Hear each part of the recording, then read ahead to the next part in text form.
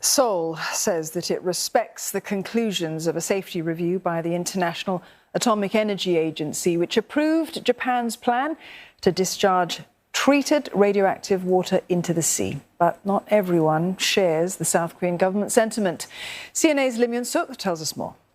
They have some of their own facilities. For 10 days now, Lee Jong-mi has been on a hunger strike outside the Japanese embassy in Seoul against Japan's plan to release what she calls contaminated water into the ocean. Speaking to CNA, the opposition politician said the IAEA report could not be trusted because it did not present any scientific evidence over safety concerns. IAEA 보고서에는 몇 가지 이것이 확실한 어떤 과학적 검증이 되었다. 그래서 이 보고서를 믿고 이제 해양 투기를 해도 된다. 이렇게 볼 만한 것에는 상당히 미흡한 내용들이 많이 있습니다. She also accused the South Korean government of staying silent, even though the majority of South Koreans were against the Fukushima water release. There have been protests, small like this one and large ones here in capital Seoul and across South Korea to protest Japan's plans to release the water.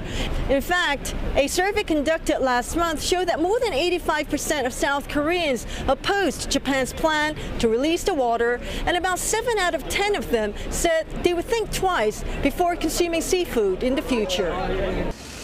Japan's plan to discharge the treated radioactive water in Fukushima comes as Seoul and Tokyo are trying to improve bilateral ties hurt by historical disputes.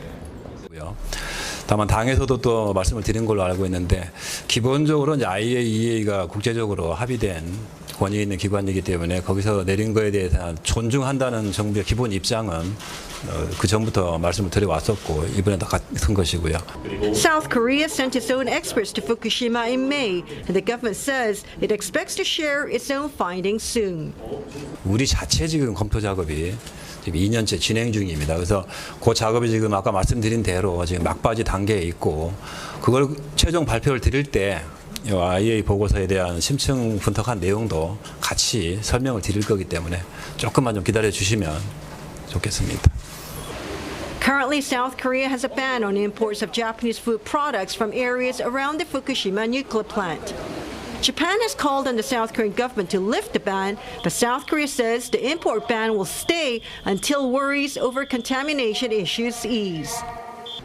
Meanwhile, Mr. Rafael Grossi, the Director General of the IAEA, is scheduled to arrive in South Korea on Friday, following his 4-day visit to Japan.